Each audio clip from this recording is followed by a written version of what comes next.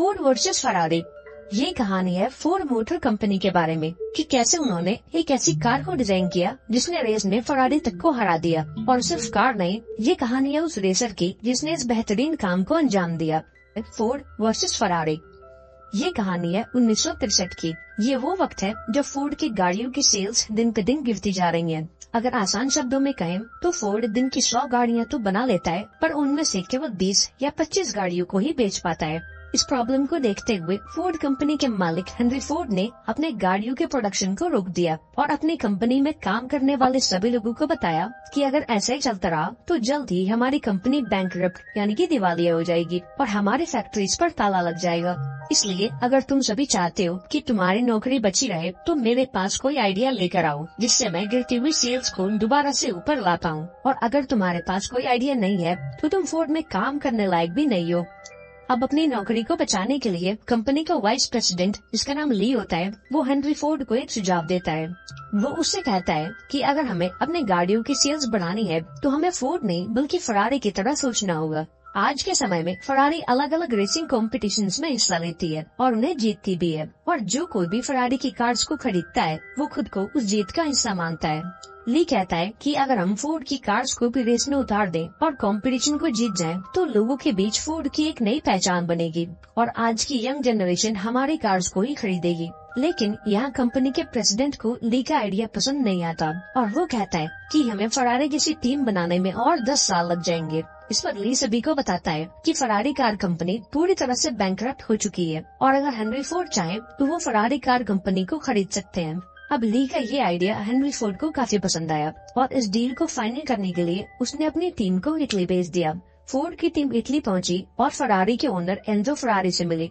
यहाँ ली ने Enzo Ferrari से कहा कि हमारे बॉस मिस्टर हेनरी फोर्ड आपकी कंपनी के 90% शेयर्स को खरीदना चाहते हैं। अगर आप इस डील के लिए हाँ करते हो तो फरारी पर फोर्ड का कंट्रोल होगा और आपकी कंपनी वही करेगी जो हमारे बॉस चाहेंगे। अब यहाँ तक तो सब कुछ ठीक चल रहा था, पर तभी ली ने एक ऐसी बात कर दी जिससे पूरा मामला बिगड़ गया। ली कहता है कि डील के मुताबिक फरारी की रेसिंग टीम पर भी फोर्ड का कंट्रोल होगा और फोर्ड ये डिसाइड करेगा कि फरारी हर साल होने वाली लिमांस रेस में हिस्सा लेगी या नहीं। लिमांस रेस एक खास रेसिंग कंपटीशन है जो लगातार 24 घंटों तक चलता है। अगर आसान शब्दों में कहें तो लिमांस रेस कार रेसिंग का वर्ल्ड कप है और फरारी इस वर्ल्ड कप की चैंपियन। अब जब एंजो फरारी ये सुनता है कि उन्हें लिमांस में पार्टिसिपेट करने की छूट नहीं है तो उसका गुस्सा 7वें आसमान पर चला जाता है। वो फोर्ड की टीम से कहता है कि तुम अपनी बदसूरत फैक्ट्रीज में वापस जाओ और अपनी बद्दी कार्स बनाओ और अपने मोटे बॉस हेनरी फोर्ड से कहना कि उसका दिमाग किसी सुअर से कम नहीं है और वो कभी भी अपने पिता जितना महान नहीं बन सकता। अब इतनी बेइज्जती कराने के बाद फोर्ड की टीम वापस अपने देश आती है और हेनरी फोर्ड को पूरी बात बताती है। ये सब सुनकर हेनरी फोर्ड को काफी गुस्सा आता है और वो ये फैसला करता है कि अब फोर्ड भी लिमांस रेस में कम्पीट करेगा और फरारी को हराकर अपनी बेइज्जती का बदला लेगा। अगले सीन में हम एक आदमी को देखते हैं जो कि डॉक्टर के क्लिनिक में बैठा होता है। अब कहानी में आगे बढ़ने से पहले इस बंदे के बारे में थोड़ा जान लो। इसका नाम है कैरल शेल्बी, जो कि किसी जमाने में एक कार रेसर हुआ करता था। पूरे अमेरिका में शेल्बी वो अकेला इंसान है जिसने 24 घंटों तक चलने वाली लिमांस रेस को जीता है। फिलहाल शेल्बी अपने चेकअप के लिए डॉक्टर के पास आया है क्योंकि उसे दिल की बीमारी है और वो ऐसा कोई भी काम नहीं कर सकता जिससे उसकी हार्ट बीट बढ़ जाए। अपनी बीमारी के चलते शेल्बी ने सालों पहले ही रेसिंग को अलविदा कह दिया है और फिलहाल वो एक कार कंपनी का मालिक है जिसका नाम है शेल्बी अमेरिकन्स। ये कंपनी स्पोर्ट्स कार को डिजाइन करती है और रेसिंग के छोटे मोटे कॉम्पिटिशन्स भी करवाती है। इसके बाद हम देखते हैं अपने सिग्मा मेल को जिसका नाम है केन माइल्स। ये एक रिटायर्ड आर्मी ऑफिसर, एक मैकेनिकल इंजीनियर और एक कार रेसर भी है। केन के परिवार में उसका एक छोटा बेटा और उसकी बीवी है। वो एक गैराज चलाता है जहाँ वो गाड़ियों की रिपेयरिंग और उनकी मॉडिफिकेशन करता है। अब केन के बारे में ये 2 बातें जान लो। पहली कि केन को कार रेसिंग का काफी शौक है, या यूँ कहें कि कार रेसिंग केन माइल्स की जिंदगी है। और दूसरी बात ये कि ये थोड़ा सा गुस्सैल और बदतमीज है लेकिन दिल का अच्छा है। इसके बाद हम ली को देखते हैं जो कि कैरल शेल्बी से मिलने आता है। वो शेल्बी को बताता है कि अब फोर्ड भी लिमांस रेस में हिस्सा लेने वाली है और कंपनी के मालिक ये चाहते हैं कि इस रेस में तुम हमारी कार्स को चलाओ क्योंकि पूरे अमेरिका में तुम वो अकेले रेसर हो जिसने लिमांस रेस को जीता है।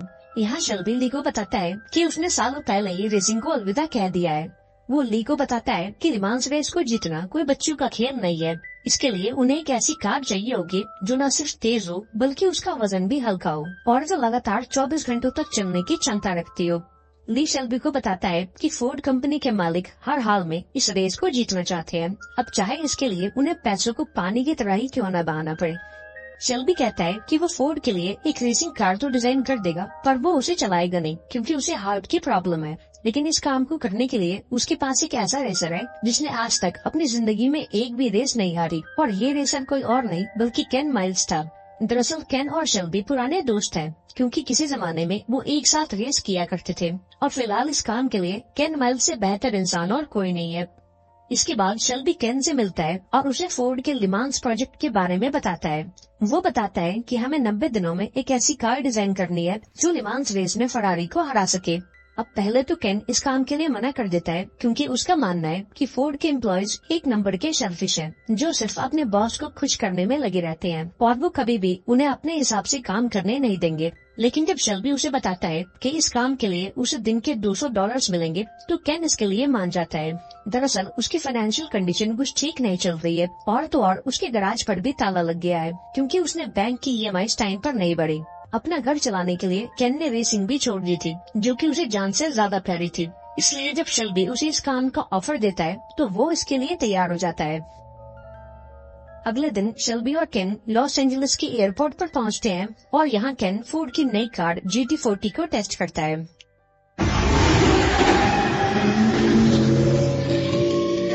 थोड़ी देर की टेस्टिंग के बाद केन को इस कार में ढेर सारी खामियां नजर आती हैं। वो शेल्बी को बताता है कि इस कार में एक रेस कार जितनी पावर तो बिल्कुल भी नहीं है और तो और ये कार इतनी भारी है कि 200 की स्पीड को टच करते ही ड्राइवर इसे नहीं ये ड्राइवर को चलाती है।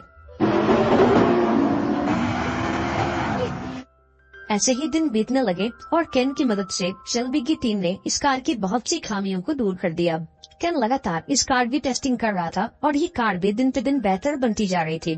कार की पावर को बढ़ाने के लिए उन्होंने इसमें एक नया इंजन डाला और वजन को हल्का करने के लिए कार के कई पार्ट्स को एल्यूमिनियम का बना दिया। अब एक दिन कंपनी का प्रेसिडेंट लियो भी इस कार को देखने चला आता है। वो कार की परफॉर्मेंस को देखकर तो काफी खुश था पर उसे केन से कुछ खास लगाव नहीं था, इसलिए वो शेल्बी के पास आता है और उससे कहता है कि आने वाले लिमांस रेस में केन माइल्स फोर्ड की गाड़ियों को नहीं चलाएगा क्योंकि वो फोर्ड किस्म का ड्राइवर नहीं है। उसके अंदर काफी गुस्सा है और उसकी जुबान पर भी उसका कंट्रोल नहीं है। अगर कल को उसने कोई उल्टी सीधी बात कर दी तो कंपनी की इज्जत मिट्टी में मिल जाएगी। इस पर शेल्बी उससे कहता है कि केन ने इस कार को बनाने में काफी मेहनत की है और इस काम के लिए उससे बेहतर इंसान और कोई नहीं है। शेल्बी कहता है कि एक रेसिंग कार को चलाना कोई बच्चों का खेल नहीं है और ये काम वही कर सकता है जो कार को समझता हो। लेकिन लियो शेल्बी की बातों पर ज्यादा ध्यान नहीं देता और अपने ऑर्डर्स देकर वहाँ से चला जाता है। इधर जब शेल्बी केन को बताता है कि कंपनी उसकी खराब इमेज के चलते उसे इस रेस में शामिल नहीं करेगी तो उसे काफी बुरा लगता है। उसने दिन रात एक करके इस कार को रेस लायक बनाया था और अब वो भी इस रेस में पार्टिसिपेट नहीं करेगा। हालांकि फोर्ड के इस फैसले से केन को काफी बुरा लगता है पर फिर भी वो शेल्बी पर गुस्सा नहीं करता। वो जाते जाते शेल्बी से कहता है कि अपने ड्राइवर्स को कहना कि कार की गियर बॉक्स का ध्यान रखें और दिन के टाइम स्पीड को थोड़ा कम रखें ताकि इंजन ओवरहीट ना हो। अगले दिन रेस शुरू हो जाती है और केन रेडियो पर लिमांस रेस की कमेंट्री सुनने लगता है। फोर्ड ने इस रेस में अपनी 3 कार्स को उतारा था। अब पहले कुछ घंटों तक तो कार्स ने अच्छा परफॉर्म किया पर फिर वही हुआ जो केन ने कहा था। गाड़ियों के गियर बॉक्स जाम हो गए और उनका इंजन भी ओवरहीट हो गया और हाल ये था कि अगले कुछ घंटों में फोर्ड की तीनों कार्स रेस से बाहर हो गयी। रेस हारने के बाद हेनरी फोर्ड ने शेल्बी को अपने ऑफिस बुलाया और उससे कहा कि तुम मुझे एक वजह दो कि मैं तुम्हें और बाकी लोगों को इस कंपनी से क्यों ना निकालूं। इस पर शेल्बी उससे कहता है कि भले ही हम ये रेस हार गए हों पर लिमांस के इतिहास में ये पहली बार हुआ है कि किसी कार ने 320 किलोमीटर/आवर की स्पीड को टच किया है और वो कार थी फोर्ड की और एनजो फरारी के दिल में डर बिठाने के लिए इतना काफी है। एनजो फरारी अभी जान चुका है कि जब तक फोर्ड लिमांस नहीं जीत लेता वो चुप नहीं बैठेगा। अब शेल्बी की इन बातों को सुनकर हेनरी फोर्ड भी मान जाता है और शेल्बी को एक और मौका देने का फैसला करता है।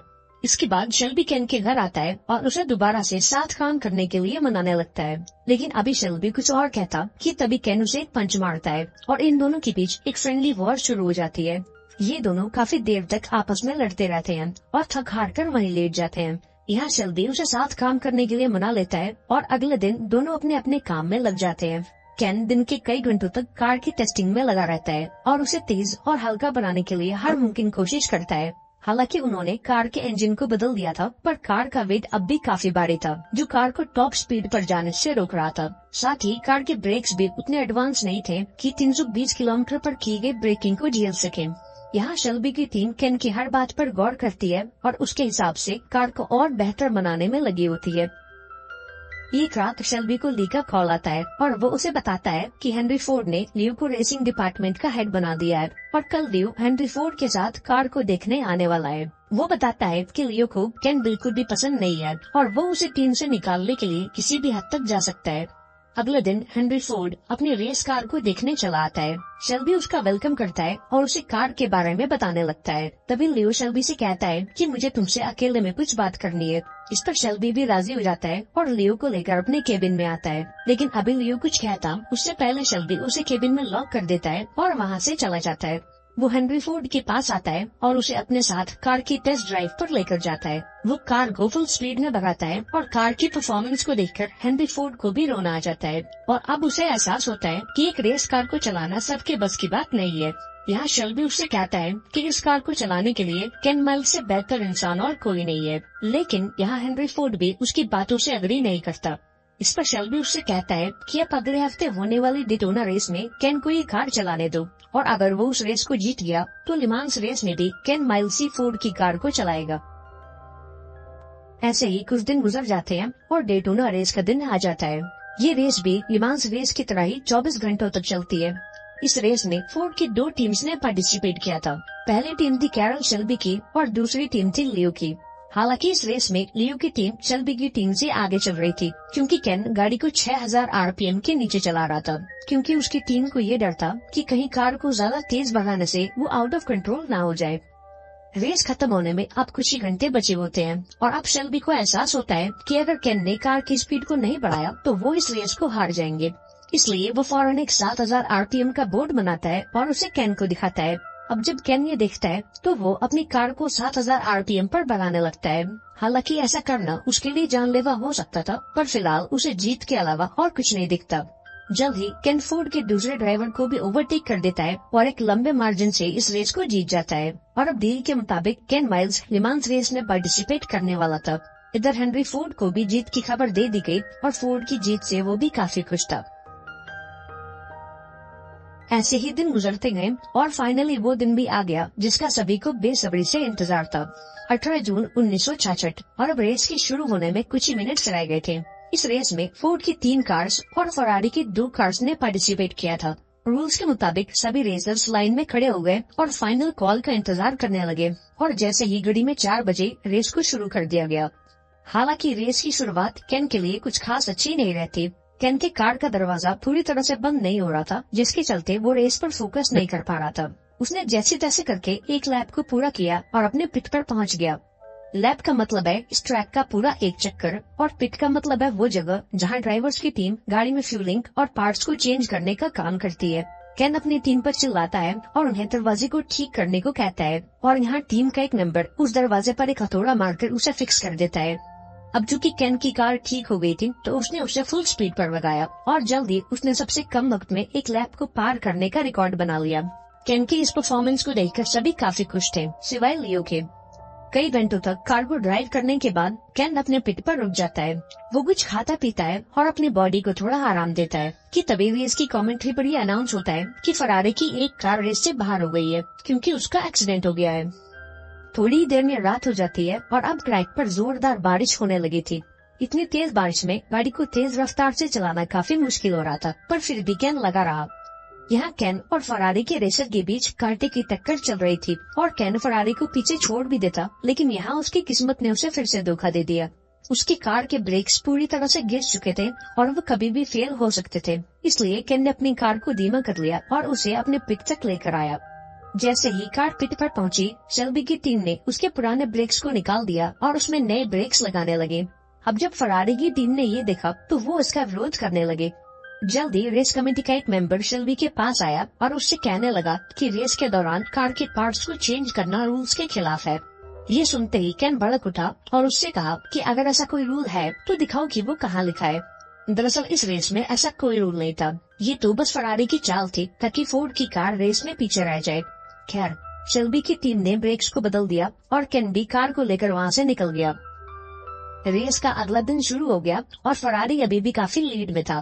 केन फरारी को ओवरटेक करने की कोशिश कर रहा था, पर फरारी का ड्राइवर उसे ऐसा करने से रोक रहा था।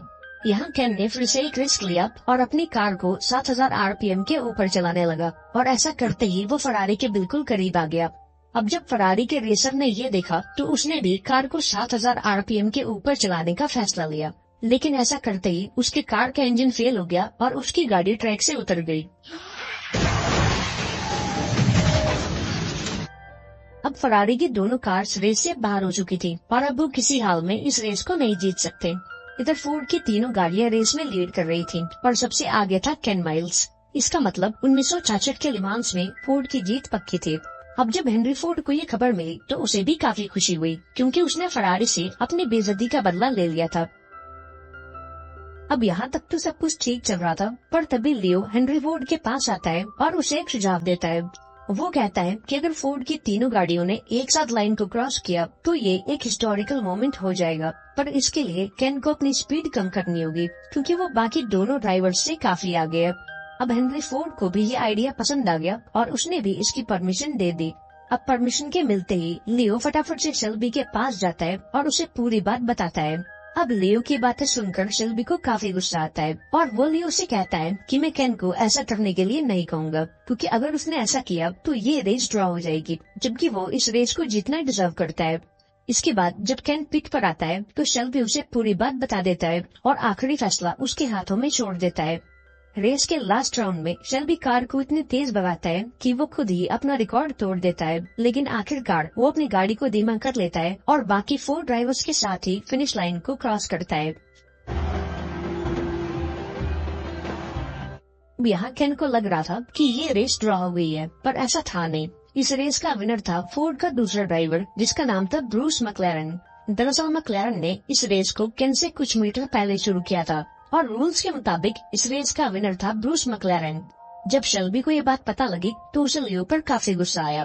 दरअसल लियो को ये बात पहले से पता थी और वो हर हाल में केन को इस रेस में हराना चाहता था।